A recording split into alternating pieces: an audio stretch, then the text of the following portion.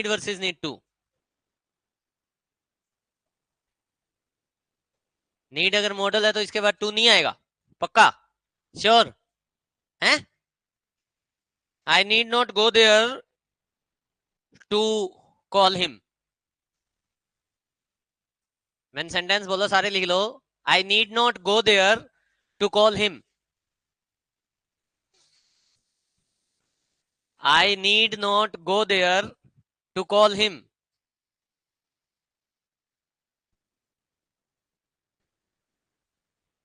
सही है या गलत है?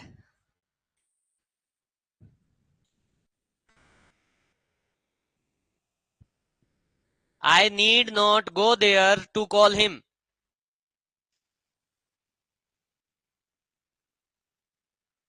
नहीं पता? अभी तुम कह रहे हो नीड अगर मेन वर्ब है तो नहीं आएगा टू, ऐसे ही बोला था। हाँ, आएगा। पड़ोसी, ये जो सेंटेंस बोला सही है या गलत है?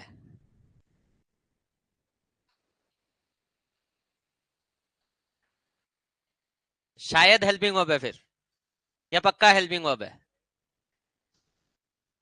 पक्का हेल्पिंग वर्ब है, बिल्कुल पक्का। टू आ सकता है फिर, बाद में टू लगा रखा है मैंने।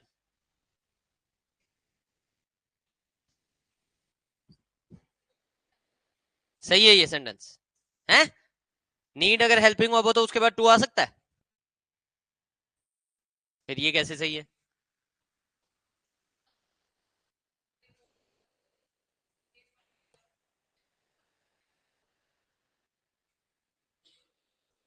नहीं समझा मैं।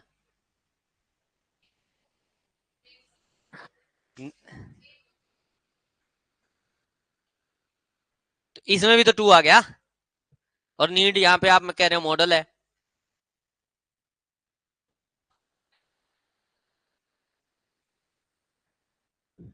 अनिल को तो पता ही नहीं, पढ़ के ही नहीं आया ये। पढ़ क्या है? खड़ा हो बता फिर, सेंटेंस सही है ये?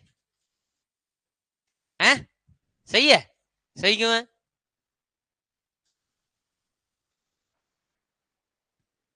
तो फिर इसमें तो आया हुआ है। बैठ जाओ सारे।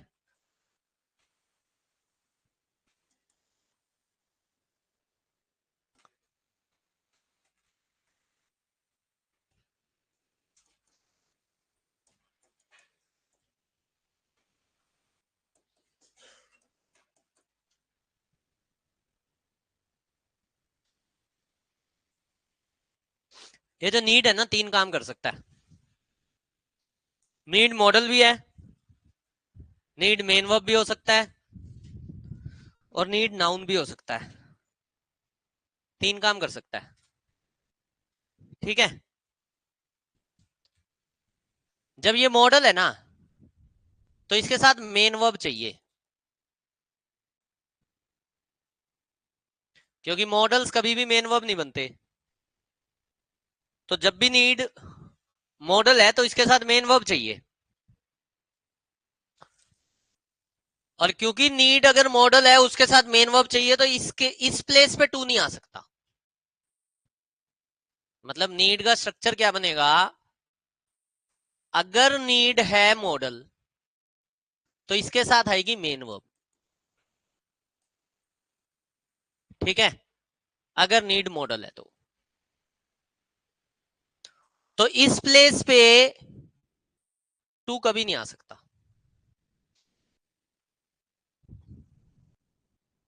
लेकिन अगर कभी भी मेन वर्ब के बाद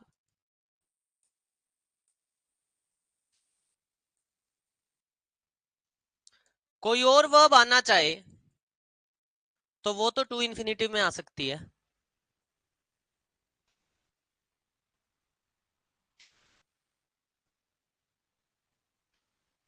एज अ मॉडल नीड या तो नेगेटिव में यूज होगा या इंट्रोगेटिव में ही यूज होगा।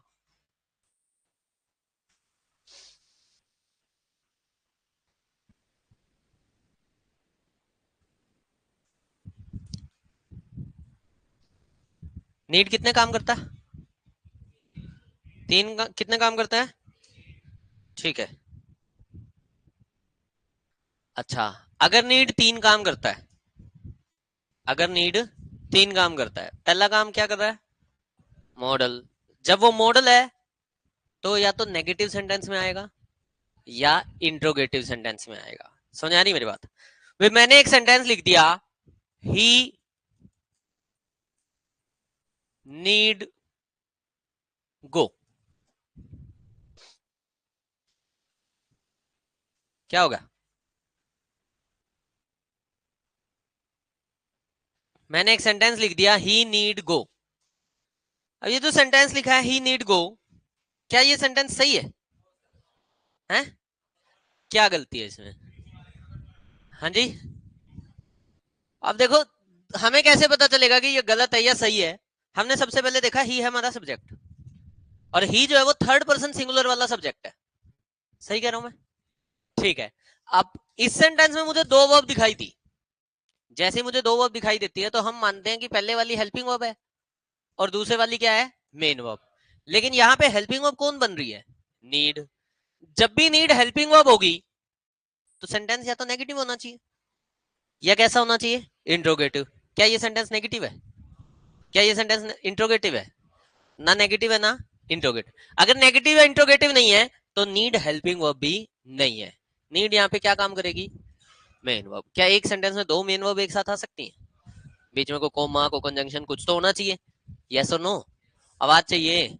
अच्छा दूसरी बात, अगर नीड मेन वर्ब है, अगर नीड मेन वर्ब है तो थर्ड पर्सन सिंगुलर के साथ वर्ब में, थर्ड पर्सन सिंगुलर के साथ वर्ब में, तो हमने इसके साथ सबसे पहले क्या लगा दिया, एस। तो हमारा सेंटेंस सबसे पहले क्या बन गया, ही नीड्स। ठीक है। दूसरी बात, अब जैसे ही सेंटेंस में एक मेन वर्ब दिख गई और दूसरी वर्ब दिखाई दे रही है तो मुझे उसे टू इन्फिनेटिव बनाना पड़ेगा। तो मैं इसमें क्या लिख दूंगा अब, टू। सेंटेंस क्या बन जाएगा, ही नीड्स टू गो। समझ में आ रहा है सभी को? आवाज चाहिए, आवाज चाहिए। ठीक है। फिर मैंने एक सेंटेंस लिख दिया, he need not come very fast.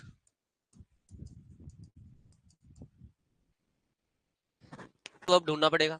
ही अपना सब्जेक्ट है, नीड वर्ब है, कम भी वर्ब है। मैं अपने को ये देखना है कितनी वर्ब है। ठीक है। वेरी तो एडवर्ब होता है, ठीक है। फास्ट भी यहाँ पे एडवर्ब है। फास्ट एडवर्ब क्यों है, क्योंकि कम के लिए लगा है। वर्ब के लिए जो वर्ड लगता है वो एडवर्ब होता है। ठीक है। अब ये बात तो क्लियर होगी। अच्छा नोट क्या होता है, नोट क्या होता है, नोट भी एडवर्ब होता है। अब अगर नोट एडवर्ब है तो नोट किसके साथ आता है, हेल्पिंग वर्ब या मेन वर्ब के साथ? हेल्पिंग वर्ब या मेन वर्ब के साथ। यानी नीड को मुझे क्या मानना पड़ेगा, हेल्पिंग वर्ब। अच्छा अगर नीड हेल्पिंग वर्ब है तो क्या वो नेगेटिव सेंटेंस में आ सकती है? क्या वो नेगेटिव सेंटेंस में आ सकती है? आ सकती है। और क्योंकि ही लगा है तो नीड के साथ एस आई एस। अगर ही लगा है तो नीड के साथ एस आई एस आएगा नहीं आएगा? क्यों नहीं आएगा? क्योंकि नीड यहाँ पे एक हेल्पिंग वर्ब, हेल्पिंग वर्ब का मतलब ये क्या है, एक मॉडल। क्या मॉडल्स में हम कभी एस आई एस लगाते हैं? हम मॉडल्स में एस आई एस नहीं लगाते। अब नीड के साथ ना मुझे एस चाहिए ना ई एस चाहिए, कुछ नहीं चाहिए, सेंटेंस है ही नीड नॉट। अच्छा अब टू आएगा, टू क्यों नहीं आएगा, टू क्यों नहीं आएगा? क्योंकि जो टू है, क्योंकि जो टू है वो तो V1 को टू इन्फिनिटिव बना देगा और इसका फिर मेन वर्ब का काम नहीं रहेगा। हमें सेंटेंस में क्या चाहिए, मेन वर्ब चाहिए। तो ये सेंटेंस बिल्कुल सही है। समझ में आ गया सभी को? समझ में आ गया सभी को? ठीक है। उस वीडियो को अगर आप ढंग से पढ़ के आए हो, देख के आए, तो उसमें एक छोटी सी बात समझ के आए हो कि need as a helping verb सिर्फ नेगेटिव या इंट्रोगेटिव में आता है। समझ में आ रहा है सभी को? मैंने एक सेंटेंस और लिख दिया, need I go to market.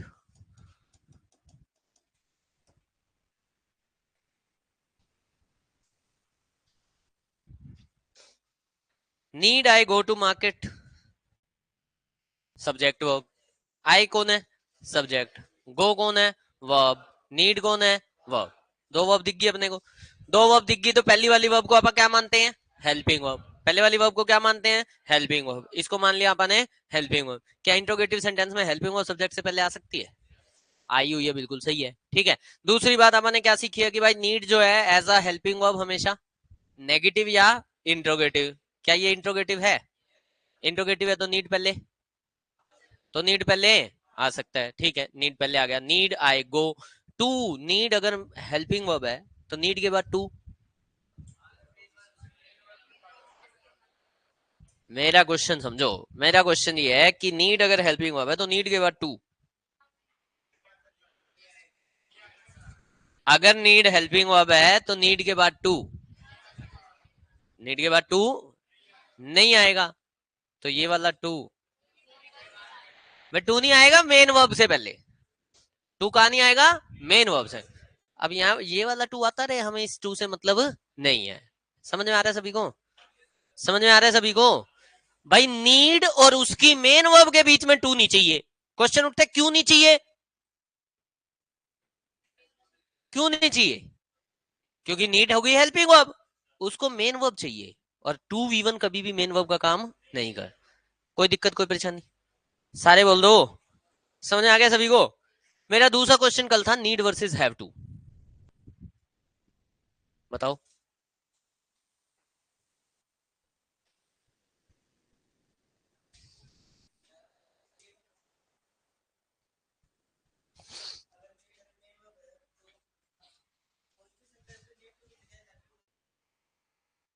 Positive sentence में नीड टू की जगह कौन? सही कह रहे हैं ये? कह रहा है अगर पॉजिटिव सेंटेंस में मजबूरी दिखानी पड़ जाए तो नीड की जगह पर हैव टू यूज कर लेते हैं। सही कह रहा क्या? पहला डिफरेंस तो यही है। कोई और डिफरेंस?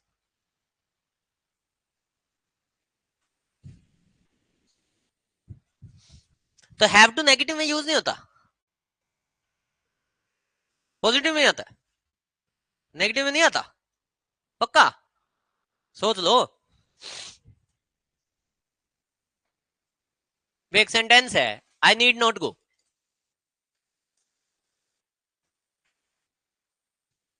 तो इसको मैं यूं नहीं लिख सकता, I have not to go.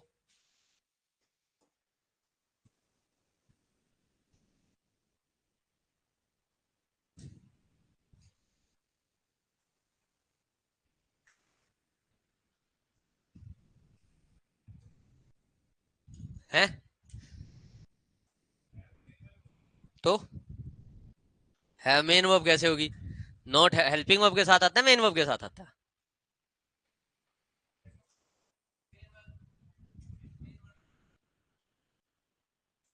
Not तो क्या करूं? अरे तो क्या करूं, वो तो समझ गया मैं तेरी बात, इतनी तो समझ जाता हूं मैं। है इतनी समझदारी, करूं क्या? गलत है। नॉट हटा दूं? मतलब सेंटेंस का मीनिंग चेंज कर दूं? मतलब वो तो कह रहा है मुझे जाना नहीं पड़ेगा, तुम कह रहे हो नॉट हटा तुझे जाना ही पड़ेगा। मीनिंग थोड़ी चेंज कर सकते हो। हैव को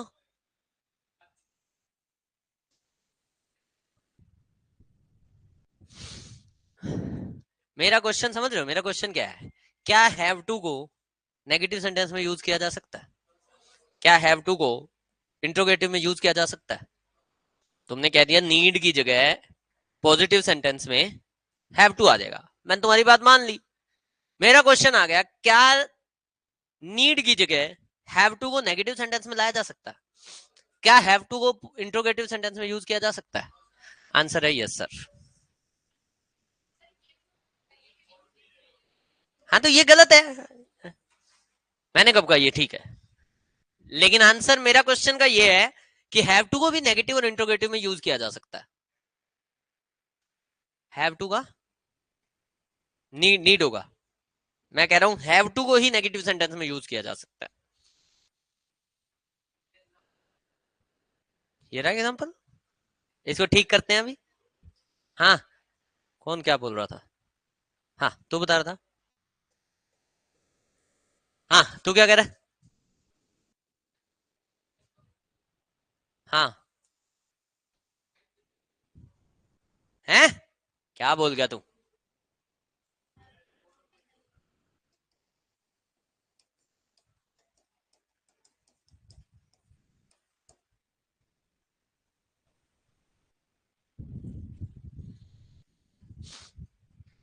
अगर कभी हैव टू का नेगेटिव या इंट्रोगेटिव बनाना पड़ जाए तो वहां पे हमेशा डू या डज यूज होगा।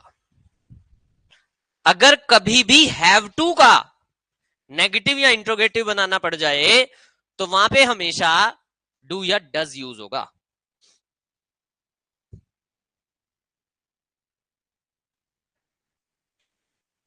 हैव टू V1 है। हाँ जी, हैविंग यूज ही नहीं होता। ठीक है, पास्ट इंडेफिनेट आ सकता है या फ्यूचर इंडेफिनेट आ सकता है। प्रेजेंट इंडेफिनेट आएगा तो डू डज, पास्ट इंडेफिनेट आएगा तो डिड, और फ्यूचर आएगा तो will. I will have to go. ठीक है, तो हैव टू का अगर कभी नेगेटिव या इंट्रोगेटिव आ भी जाए। हाँ तू बोल भाई, क्या बोल रहा था? हाँ नहीं है, मैंने कभी ये का मॉडल है। मैंने तुमसे ये पूछा था कि हैव टू को एज अ मॉडल आप नेगेटिव में यूज कर सकते हो। मैंने तुमसे क्वेश्चन पता है क्या पूछा था? क्या हैव टू को नेगेटिव और इंट्रोगेटिव में यूज किया जा सकता है? मेरा क्वेश्चन भी यही था। मेरा क्वेश्चन था ही नहीं कि हैव टू को एज अ मॉडल यूज करके दिखाओ। ठीक है, क्या हैव टू को नेगेटिव और इंट्रोगेटिव में यूज किया जा सकता है? सारे बोल दो, सारे बोल दो। कैसे यूज किया जा सकता है? डू डज लगा के, यही पास्ट होगा तो डिड लगा दोगे, फ्यूचर होगा तो विल लगा दोगे। समझ आ रही है? एक सेंटेंस लिखो, I will have to go. I will have to go.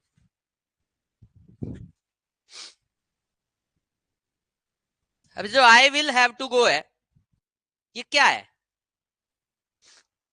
Future की कंपल्शन है। यस और नो? आवाज चाहिए। इस सेंटेंस में अगर नेगेटिव बनाना हो तो क्या बनाऊंगा? I will not have to go. समझ आ रही है मेरी बात? समझ आ रही है मेरी बात? ठीक है, पास्ट बनाना हो हैव टू का तो क्या बनता है? हैड टू बनता है। I had to go. लिख लो sentence, I had to go. I had to go, मुझे जाना पड़ा। आई हैव टू गो, मुझे जाना पड़ेगा। आई हैड टू गो, मुझे जाना पड़ा। समझ आ रही है मेरी बात? ठीक है, अब इसका अगर नेगेटिव बनाना हो आई हैड टू गो का तो I did not, I did not, I did not have to go. Do does did के बाद वर्ब की नेचुरल फॉर्म आती है, तो I did not have to go. आ गया सबको सुने? आपको अगर याद हो तो हमने ना नीड के बारे में एक बात सीखी थी कि नीड सेमी मॉडल है। सीखी थी? सेमी मॉडल क्यों है?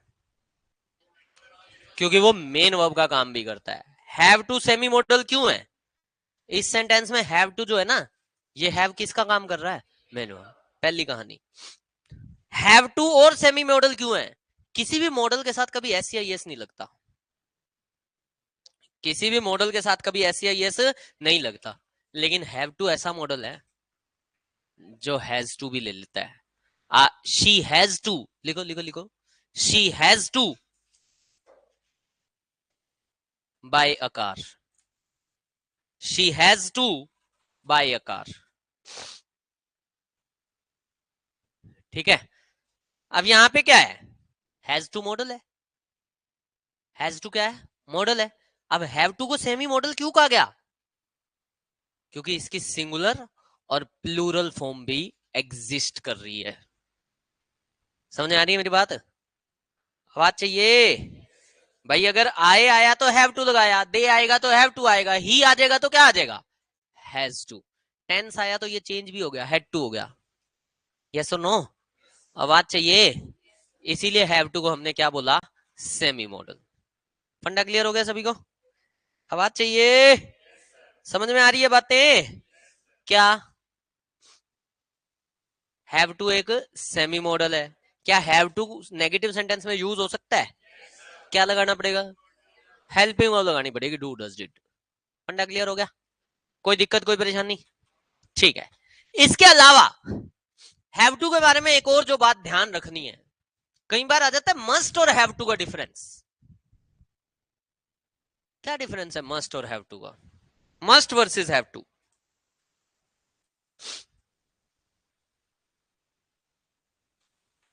मस्ट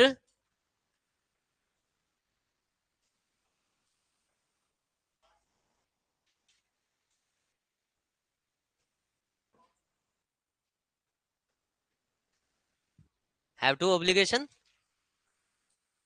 कम्स फ्रॉम समवन, मतलब कल मस्ट के बारे में सीख के गए थे, नो अदर ऑप्शन अवेलेबल, सीख के गए थे। लेकिन हैव टू के केस में पता क्या होता है, ऑप्शन तो अवेलेबल है, ऑप्शन तो अवेलेबल है, लेकिन सरकमस्टांसेस मजबूर कर रहे हैं कि आपको वो काम करना पड़ेगा। नहीं करोगे तो मर नहीं जाओगे। मस्ट के केस में तो यही था कि नहीं किया तो या तो पनिशमेंट है, या वो कल कल हमने सेंटेंस लिखा था, one must live, sorry, one must eat to live, लिखा था ऐसा सेंटेंस। इसका मतलब क्या था, नी नी खाओगे तो मर जाओगे, कोई और ऑप्शन अवेलेबल ही नहीं है, यस और नो। लेकिन हैव टू के केस में ऐसा नहीं है। हैव टू पता क्या है, हैव टू है circumstantial obligation.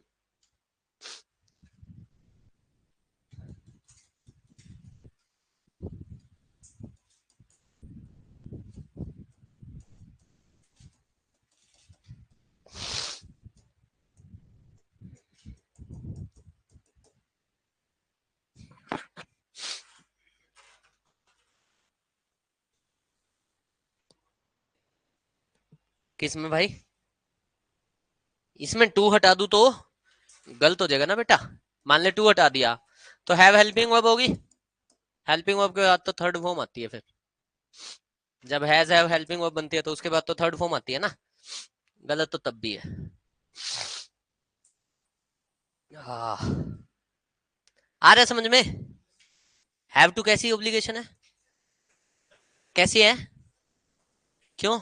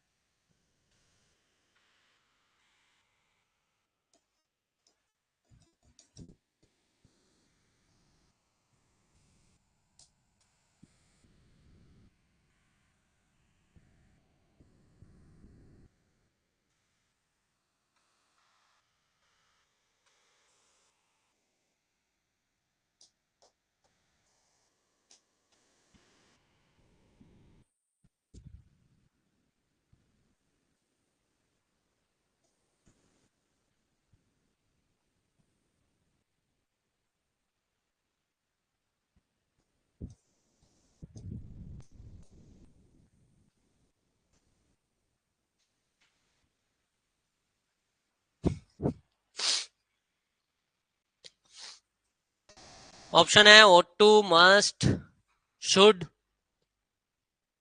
have to, need तो ना ही दो, नीड आ सकता है दोनों में से किसी में, नीड आ सकता है क्या दोनों में से किसी में भी? नहीं आ सकता, दोनों में से कोई भी नेगेटिव या इंट्रोगेटिव है ही नहीं, तो एज अ हेल्पिंग वर्ब अपने को नीड चाहिए ही नहीं। तो ऑप्शन है आपके पास ought to, must, have to और should। ought to, must, have to और should।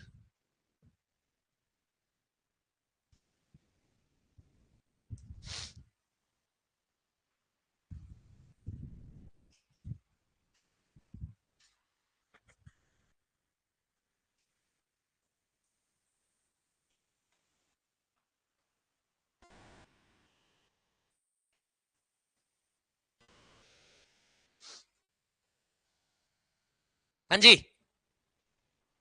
पहले में, पहले में ought to, must या have to या should। ought to आ सकता है पहले में, ought to, ought to तो किसी भी हाल में नहीं आ सकता। ought to का मतलब होता है मोरल ऑब्लिगेशन। कोर्ट में जा रहे हो, मोरल ऑब्लिगेशन का कोई लेना देना ही नहीं है यहाँ पे। ठीक है, चलो। शुड, शुड होती है जनरल एडवाइस। शुड क्या होती है? General advice. किसी एडवोकेट को एडवाइस दी जा रही है ना यहाँ पे, सारे बोल दो। एडवाइस नहीं दे रहे, नहीं दे रहे तो नहीं दे रहे तो शुड की भी कोई गेम नहीं है। ठीक है, बच्चा हैव टू या मस्ट? आंसर। अच्छा, हैव टू को आप हैज टू यूज करोगे पहले, तो ये सोचो एन एडवोकेट लिखा है, अगर हैव टू लिखोगे तो उसको क्या लिखना पड़ेगा? Has to. अब जो लोग बोल रहे हैं हैज टू, वो लोग बिल्कुल, वो लोग बिल्कुल, क्योंकि आंसर तो मस्ट आने वाला है, हैज टू थोड़ी आ जाएगा।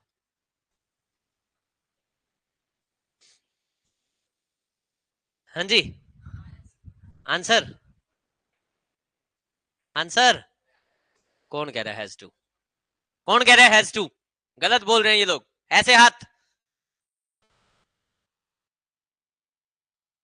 अच्छा जी, जांगड़ा साहब क्यों?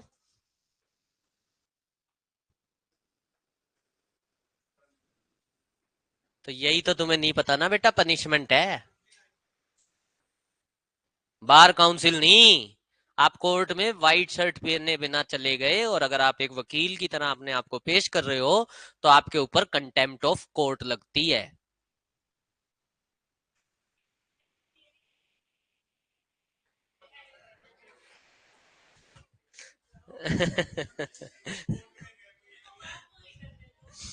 वो वकील,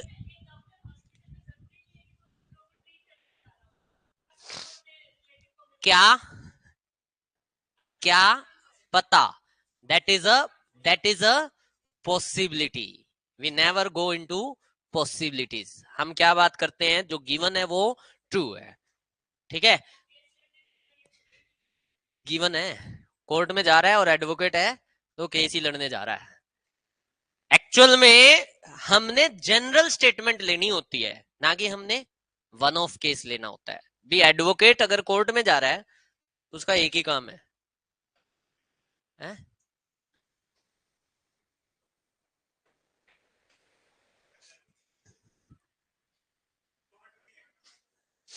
वो कोर्ट प्रीमिसेस के अंदर क्लब है। जो तुम क्लब की बात कर रहे हो, जो एडवोकेट्स का जो क्लब बना हुआ है, वो कोर्ट, कोर्ट प्रीमिसेस के अंदर है, ना कि वो कोर्ट। कोर्ट का मतलब होता है कोर्ट रूम, जहां पे जज बैठा हुआ है। ठीक है, यूं तो कोर्ट बैडमिंटन कोर्ट भी है।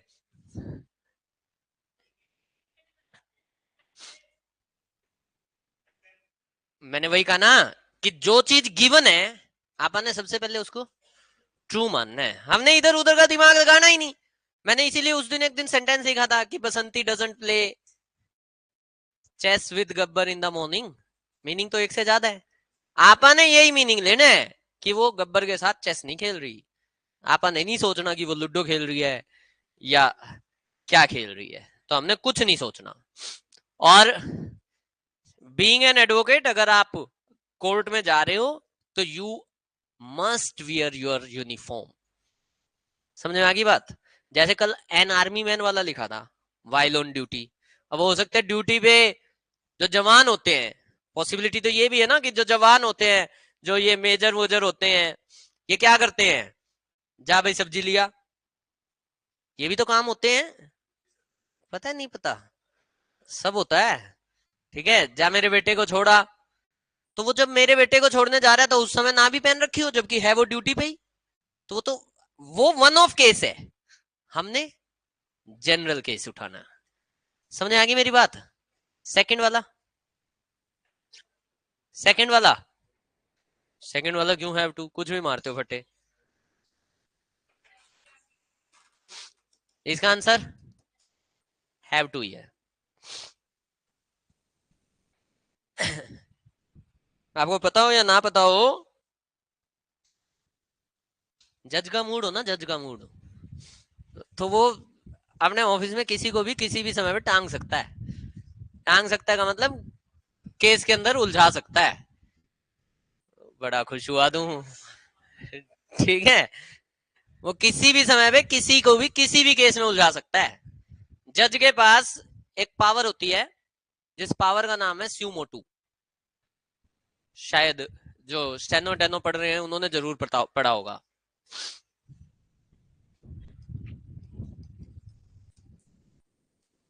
स्यू मोटू, ये जो स्यू वर्ड होता है ना, स्यू, इसका मतलब होता है सेल्फ। सुसाइड में आपने ये वर्ड पढ़ा है, ठीक है।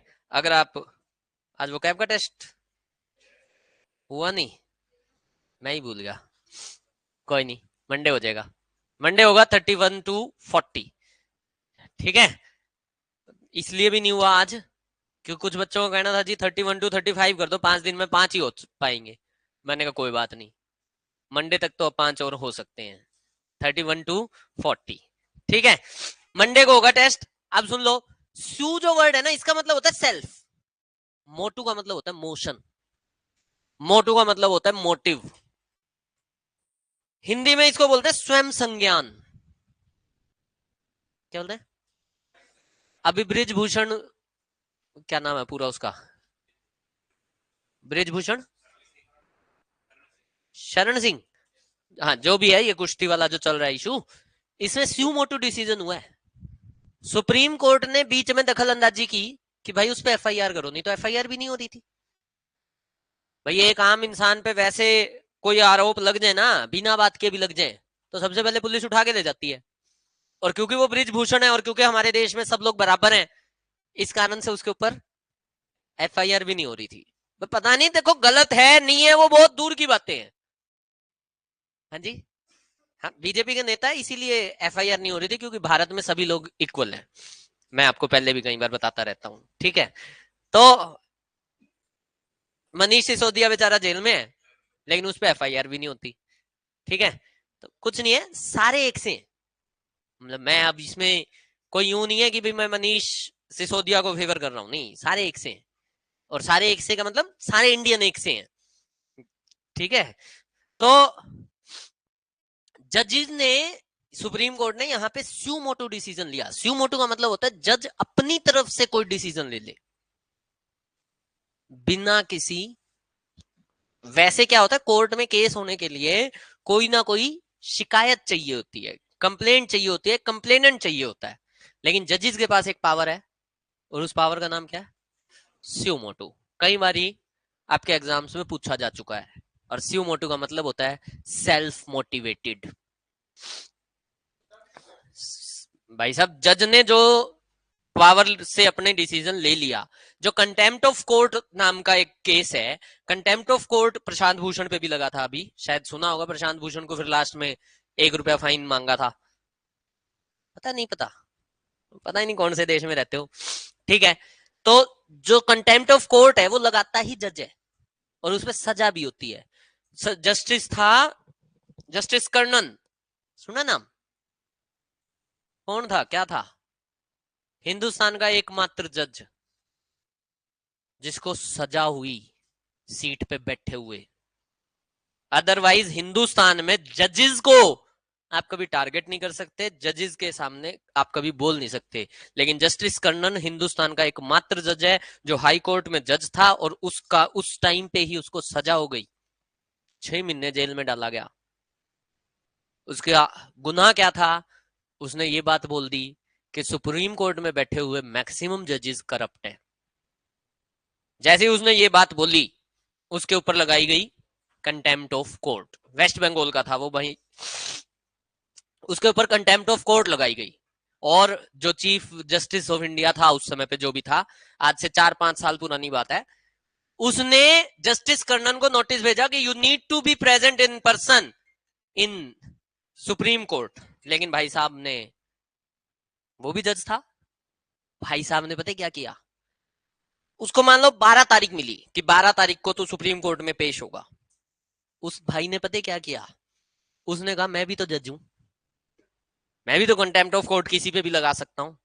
उसने सुप्रीम कोर्ट के जो 2-3 बेंच, मतलब उस बेंच के जितने भी जजेस थे, उनके ऊपर कंटेम्प्ट ऑफ कोर्ट लगाई और उनको तारीख दे दी 8 तारीख को, तुम पहले पेश हो मेरे आगे।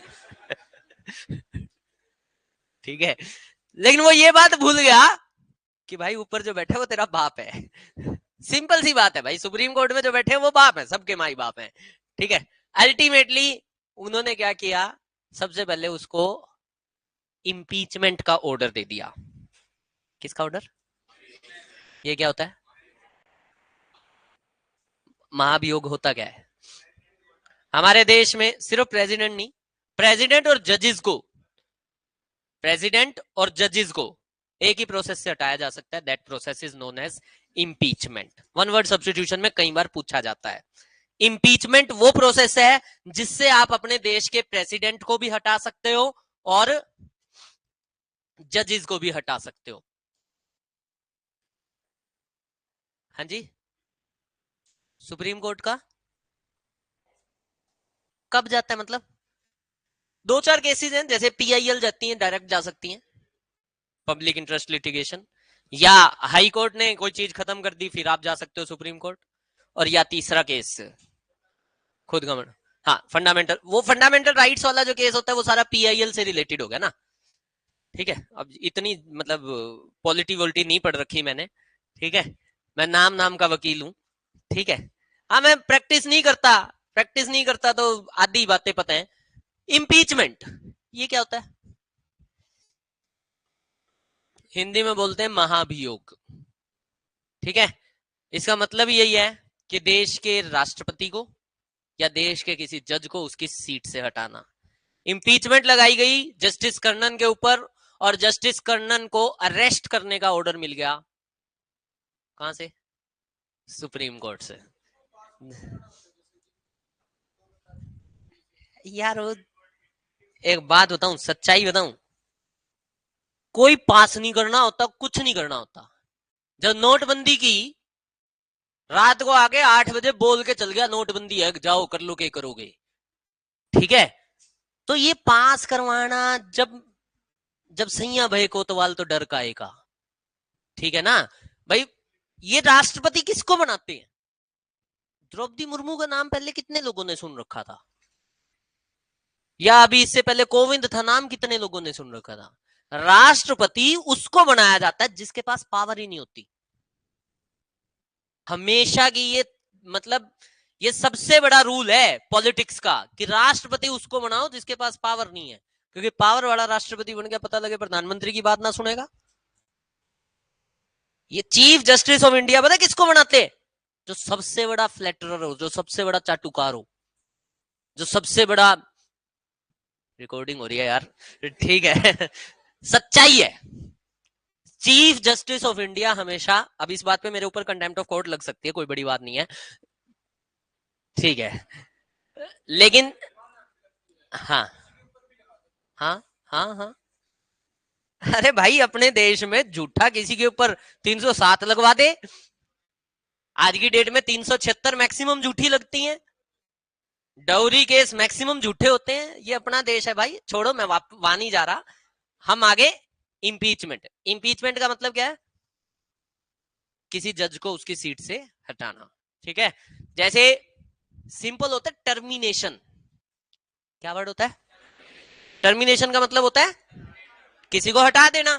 तो कोई भी इंप्लॉई है, किसी भी लेवल का इंप्लॉई है, उसको टर्मिनेट किया जा सकता है किसी भी दिन, लेकिन राष्ट्रपति को टर्मिनेट नहीं किया जाता, राष्ट्रपति का इम्पीचमेंट होता है। फंडा क्लियर होगा? जस्टिस कर्नन को पकड़ के पुलिस पकड़ने आ गई, जस्टिस कर्नन वहां से भाग गए, भाग के कहीं जंगलों वंगलों में छुप गए। फिर जस्टिस कर्नन ने एक वीडियो वाडियो बनाया, एक ऑडियो आई उनकी, कहते हैं मैं सुप्रीम कोर्ट वालों को देख लूंगा। अगले कहते हैं कोई नहीं, तो बेटा मिल तो सही। जस्टिस कर्नन के ऊपर सुप्रीम कोर्ट ने ये टिप्पणी की कि ये पागल हो गया है, जब ही हमारे से पंगे ले रहा है। अल्टीमेटली लास्ट में उसको भी अपने आप को पागल ही करार देना पड़ा, लेकिन पागल करार देने के बावजूद भी जस्टिस कर्नन को 6 महीने की सजा हुई। हमारे देश में सच बोलना बहुत बड़ा गुनाह है। सुप्रीम कोर्ट खुद कहता है कि 80% ऑफ द जजेस in the lower courts are corrupt, और ये सबसे बड़ी सच्चाई है। करप्शन का सबसे बड़ा रीजन ये है, यहाँ जज बैठा है, उसके बगल में उसका रीडर बैठा है, और वो 100 रुपए लेता है तारीख लगाने के। अगर किसी को कभी कोर्ट में जाना पड़ा हो, उसको 100 रुपए देने पड़ते हैं, यार ये वाली तारीख ना लगा प्लीज, या तारीख भी लगवानी हो तो, ठीक है। तो जब वही करप्शन है, तो करप्शन तो आ जाओ वापिस। क्या सेंटेंस था? इस केस में पनिशमेंट है, इस केस में पनिशमेंट है, और इस केस में पनिशमेंट क्यों नहीं है? हाँ जी, क्योंकि ये ऑफिस या कहीं पे भी खुद भी डिसाइड कर रखा है, तो सरकमस्टांसेस ऐसे बनाए गए हैं, सरकमस्टांशियल ऑब्लिगेशन है, ना कि 100% फॉलो की जाने वाली ऑब्लिगेशन है। फंडा क्लियर हो गया सभी को? फंडा क्लियर हो गया सभी को? अभी इस समय पे सुप्रीम कोर्ट में जज जो हैं अपने सीजेआई जो है चंद्रचूड़ जी, इन भाई साहब ने बीजेपी की नाक में दम कर रखा है, क्योंकि ये बना तो दिया इन्होंने गलती से, लेकिन इनको नहीं पता था ये तो पीछे ही पड़ जाएगा हमारे ही। अभी जो कल महाराष्ट्र वाला कल परसों डिसीजन दिया है, वो तो चलो उद्धव ठाकरे ने पहले रेजिग्नेशन खुद दे रखा था, नहीं तो वापस से उद्धव ठाकरे को बना देता ये। वो तो चलो वो भी लीगली चला, उसने कह तो दिया ही कि गलत किया उन्होंने, लेकिन वही गवर्नर क्योंकि बीजेपी के हैं तो उनके साथ भी कुछ नहीं हो सकता। वापिस आ जाओ, ये हमारी बातें शुरू हो चुकी थी ऑब्लिगेशन की। ऑब्लिगेशन के लिए मस्ट है, मस्ट है, ओट टू है, हैव टू है, नीड है। नीड नेगेटिव या इंट्रोगेटिव में? हैव टू सर्कमस्टांशियल ऑब्लिगेशन के लिए, और ought to moral obligation के लिए, और must 100% obligation के लिए। समझ में आ गया सभी को? समझ में आ गया सभी को? अगला तुमने लिख रखा है एडवाइस।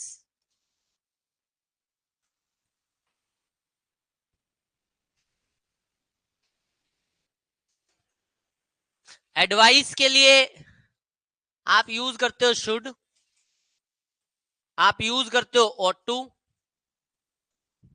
और या एक और चीज जो आप एडवाइस के लिए यूज करते हो वो है हैड बेटर।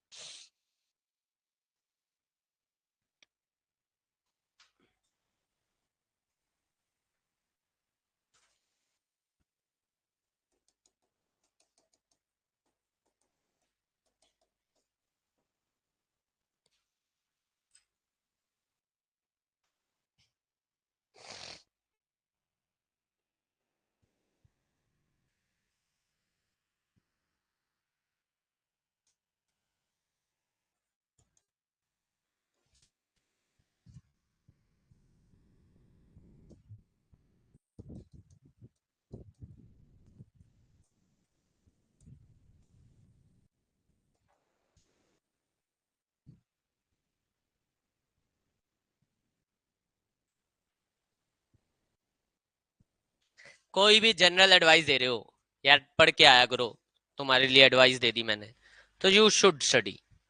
ठीक है? मॉरल एडवाइस है कि भाई रोड पे चल रहे हो तो ट्रैफिक के रूल्स को फॉलो कर लिया करो। एडवाइस दे रहा हूं मैं, ये नहीं कह रहा कि करना ही चाहिए, मैं एडवाइस दे रहा हूं कर लिया करो, तो मैं ought to लगाऊंगा।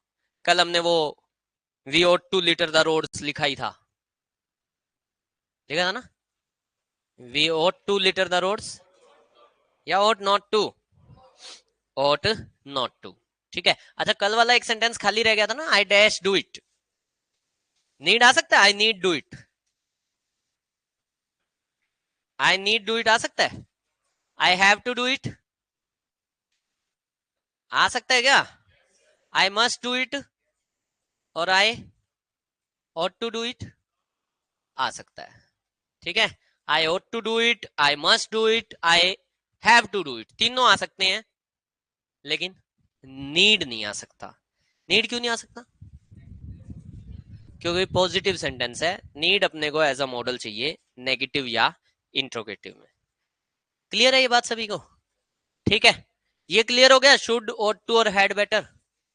कौन से केस में? कल दो सेंटेंस और थे, क्या थे बताओ? हैं? If he wants to clear the exam he, हाँ जी, he must work hard. Must का मतलब क्या होता है? 100%। नहीं करेगा तो मर जाएगा, सिर्फ पनिशमेंट पनिशमेंट है, फेल होगा लेकिन पनिशमेंट है क्या वो? ना भाई, तो मस्ट तो नहीं आ सकता इसमें। नीड आ सकता है, और टू आ सकता है। और टू क्यों नहीं आ सकता? मॉरल ऑब्लिगेशन ही तो है, सोसाइटी में रहना तो पास होना पड़ेगा। फेल होके भी सोसाइटी में रहा जा सकता है? रहा तो जा ही सकता है। ठीक है, तो आंसर है हैव टू। और जो लोग हैव टू लगा रहे हैं अंग्रेजों, हैज टू आएगा। ठीक है, हैज टू क्यों आया? क्योंकि सरकमस्टेंशियल ऑब्लिगेशन है। पीछे सरकमस्टांसिस दिए गए, भाई पास होना है तो पढ़ ले, फेल होना तो कोई बात नहीं, ऑप्शन तो तेरे पास है फेल होने का। ठीक है, समझ में आ गई बात? और कोई भी रह गया था? बस, ठीक है।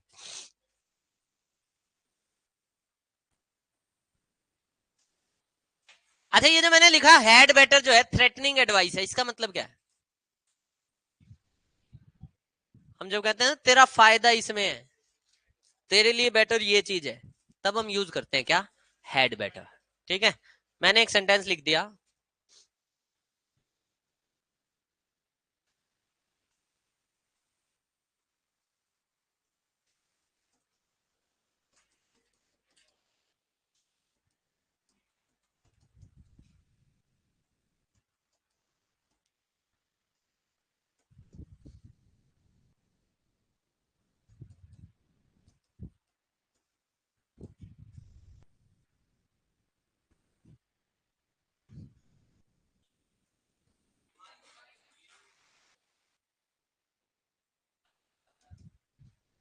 नहीं, वो मी लिखना था ना, वो वाई उधर का लिख दिया।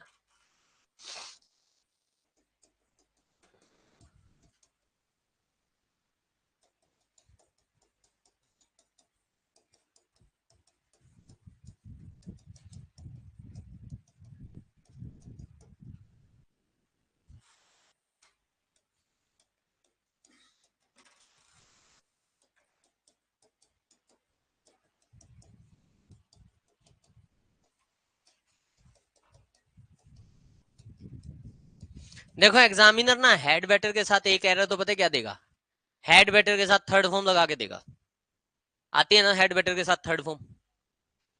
क्यों नहीं आती? क्योंकि हेड बेटर एक मॉडल है, मॉडल्स के साथ फर्स्ट फॉर्म आएगी। वो हेड बेटर के साथ थर्ड फॉर्म लगा के देगा, पहला एरर तो वो यही देता है। ठीक है, बाकी ये तीनों सेंटेंसेस अपने को बता ही रहे हैं कि तीनों ही सही है। क्या होगा हितेश दूसरे में? दूसरे तीसरे में गड़बड़ है? क्या गड़बड़ है? तीसरे में तो हाँ, तो नाव से क्या फर्क पड़ता है? नाव से कोई फर्क नहीं पड़ता दोस्त। अब हेड को ये मत सोचना हेड यहाँ पे V2 है भाई। मैंने पहले दिन बताया मॉडल्स का ये डिफेक्ट है कि इनका भरोसा नहीं कुछ भी।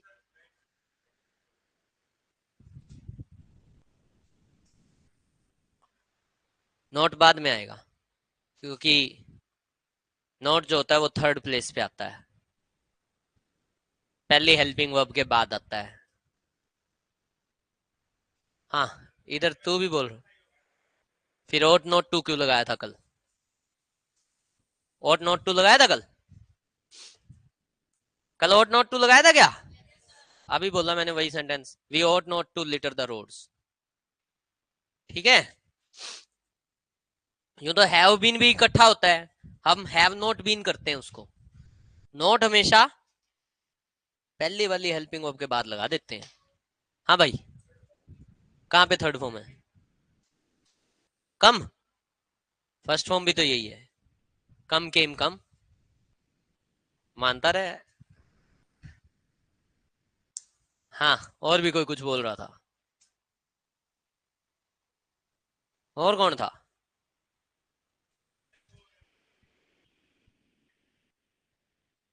हाँ, मैं तुम सबको कह रहा हूँ he had better not come here again. क्यों? मैं सबको कह रहा हूँ कि तुम सब बैठे हो सामने, दो तीन लोग खड़े हैं, किसी से ये हैड वेड पता है कब यूज किया जाता है? जब किसी से झगड़ा हो रहा है, अब झगड़े में बीच में कोई आ गया सुलझाने के लिए, अब उसको कह रहा है वो इसको कह दे, अगली बार दिख नहीं जाएगा, नहीं फिर मैं, ठीक है। हाँ, सारे सही हैं। कौन सा गलत है? क्या गलती है?